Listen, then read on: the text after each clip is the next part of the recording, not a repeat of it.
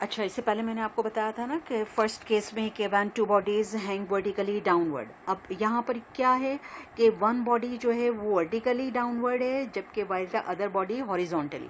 Means the two unequal masses bodies, suppose कर लीजिए ये हमारे पास कोई भी सरफेस हो सकती है, राइट, कोई भी टेबल टाइप की कोई भी चीज़ हो सकती है, और यहाँ पर जो है एक पुली लगाई हुई है, यहाँ से मास स्ट्रिंग के ज़रिए दो अनइक्वल मासेस को अटैच किया गया है। पहला मास सपोज कर लीजिए ये है which is vertically downward, suppose it is A and the second mass is B, ठीक है, ये बी है। ये जो वर्टिकली डाउनवर्ड है इसका मास m1 है, और जो horizontal placed on a horizontal surface the mass is m2। अच्छा, यहाँ पर फिर यहाँ पर जो है फोर्स एक्ट कर रही है which is along to the string is called tension.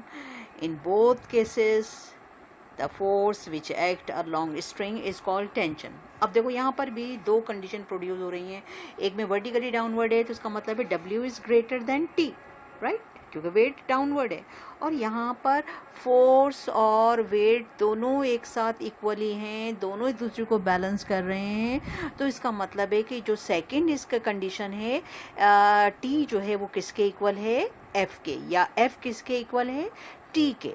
ये हमारे पास सेकंड केस है, सेकंड कंडीशन है। अब देखो ये हमारे पास फर्स्ट कंडीशन हो गई, ये पहली कंडीशन है, ये हमारे पास सेकंड कंडीशन है, और हम सेकंड केस को डिस्कस कर रहे हैं कि जिसमें एक बॉडी को वर्टिकली और जबकि दूसरी बॉडी को हॉरिजॉन्टली रखा गया है।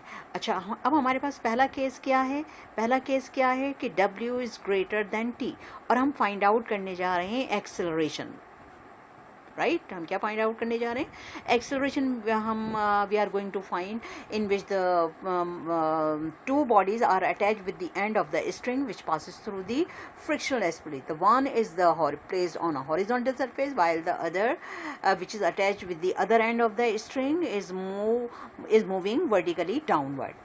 अच्छा, पहला केस हमारे पास आ रहा है कि W is greater than T, तो रिजल्टेंट फोर्स F किसके इक्वल होगा, W माइनस T के, और हम एक्सेलरेशन फाइंड आउट करने जा रहे हैं। फिर वो second law of Newton, F is equal to m a, क्योंकि M का मास का नाम m1 है इसलिए m1a लिख रहे हैं, वेट mg होता है, तो चूँकि मास का नाम m1 है इसलिए m1g लिख रहे हैं, और ये हमारे पास फर्स्ट कंडीशन आ गई। अच्छा, अब सेकेंड कंडीशन में हमारे पास क्या है कि फोर्स और टेंशन दोनों इक्वल हैं, फोर्स और टेंशन दोनों इक्वल हैं, यानी दोनों ही बैलेंस कंडीशन में है। तो according to the second law of Newton F किसके इक्वल है, m2a के, और T हम एज इट इज कॉपी कर रहे हैं। ये हमारे पास सेकंड इक्वेशन हो गई, बिल्कुल उसी तरह से जो उससे पहले मैंने जब कहा कि दो बॉडीज़ वर्टिकली डाउनवर्ड मूव कर रही हैं तो किस तरह से जो है उनमें जो है वो चेंजेस आ रही हैं, किस तरह से हम एक्सेलरेशन फाइंड आउट करेंगे, किस तरह से हम टेंशन फाइंड आउट करेंगे, बिल्कुल सेम थिंग यहाँ पर है। जब एक्सेलरेशन फाइंड आउट करना है तो फर्स्ट इक्वेशन में हम सेकेंड इक्वेशन प्लस कर लेंगे, राइट, यानी लेफ्ट हैंड साइड में left hand side, right hand side में राइट हैंड साइड। तो फर्स्ट इक्वेशन का लेफ्ट हैंड साइड m1a है, सेकेंड इक्वेशन का लेफ्ट हैंड साइड m2a है, इज इक्वल टू, अब इक्वेशन 1 का जो है right hand side m1g minus T है, m1g माइनस टी है, और इक्वेशन 2 का right hand side plus T है, माइनस टी प्लस टी की कटिंग हो गई, a कॉमन निकाल लीजिए, तो m1 plus m2 is equal to m1g। आपको a फाइंड आउट करना है, दोनों तरफ एक टर्म है, देखो इन ब्रैकेट के दरमियान कोई, ब्रैकेट के अंदर चाहे जितने भी साइन हो वो suppose to be one term, लेकिन ब्रैकेट के बाहर कोई साइन नहीं है तो suppose to be one term. तो यहाँ पर a फाइंड आउट करना है। मैंने कहा था कि अगर किसी एक टर्म का पार्ट फाइंड आउट करना तो उसका जो सेकंड जो पार्ट लेफ्ट ओवर होता है वो हमेशा डिनोमिनेटर में लिखा जाता है। तो सबसे पहले आपने इसको डिनोमिनेटर में लिख दिया, और दूसरा साइड जिसमें से कुछ भी फाइंड आउट नहीं करना था उसको एज इट इज कॉपी कर लिया। ये आपने a फाइंड आउट कर लिया, यानी एक्सेलरेशन फाइंड आउट कर लिया when the one body is placed horizontal surface and the other body which is attached with the end of the string is moving vertically downward. अच्छा, अब इसी में हम सेकंड कंडीशन फाइंड आउट करेंगे जिसमें F किसके इक्वल है, F किसके इक्वल है, ये तो मैंने कर लिया ना। अच्छा, अब सेकंड कंडीशन क्या है, टेंशन फाइंड आउट करना है, सॉरी टेंशन फाइंड आउट करना है। टेंशन फाइंड आउट करने के लिए हम इक्वेशन 1 को जैसा हमने इससे पहले किया था इक्वेशन 2 से डिवाइड कर देंगे, सही है, यानी लेफ्ट हैंड साइड को लेफ्ट हैंड साइड से इक्वेशन 1 का लेफ्ट हैंड साइड ऊपर, इक्वेशन 2 का लेफ्ट हैंड साइड नीचे, इक्वेशन 1 का राइट हैंड साइड ऊपर यानी न्यूमरेटर में, और इक्वेशन 2 का राइट हैंड साइड डिनोमिनेटर में, राइट, पुट कर दीजिए वैल्यूज़। तो m1a upon m2a is equal to m1g minus T upon T. A की कटिंग कर दीजिए तो आपके पास जो लेफ्ट ओवर आपके पास आ रहा है m1 upon m2 is equal to m1g minus T upon T.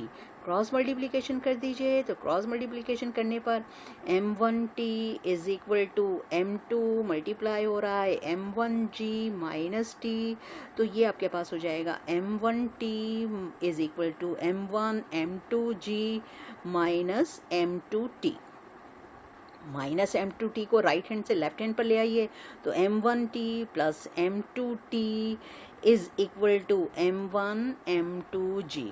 T find T common निकाल लीजिए, दोनों टर्म में टी कॉमन है तो left over m1 plus m2 is equal to m1 m2g, ठीक है, m1 m2g।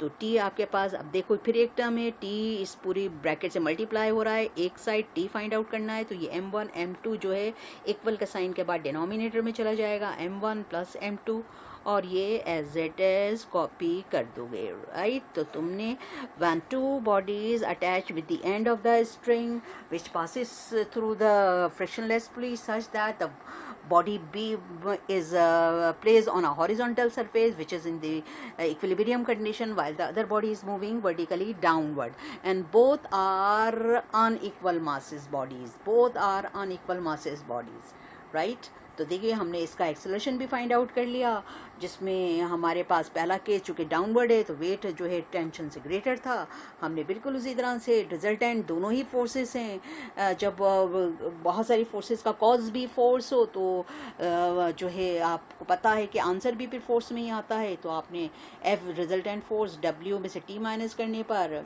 आपने ये सब कुछ फाइंड आउट कर लिया। दो इक्वेशन आ गई, एक्सेलरेशन फाइंड आउट करने के लिए दोनों इक्वेशन को प्लस किया और टेंशन फाइंड आउट करने के लिए इक्वेशन 1 को इक्वेशन 2 से डिवाइड कर दिया। Got it. अच्छा, जितने भी इम्पोर्टेंट जो है डेरिवेशंस हैं वो 1 बाय 1 या 2 में एक साथ आपको ड्राइव करके बताऊंगी। Okay bye.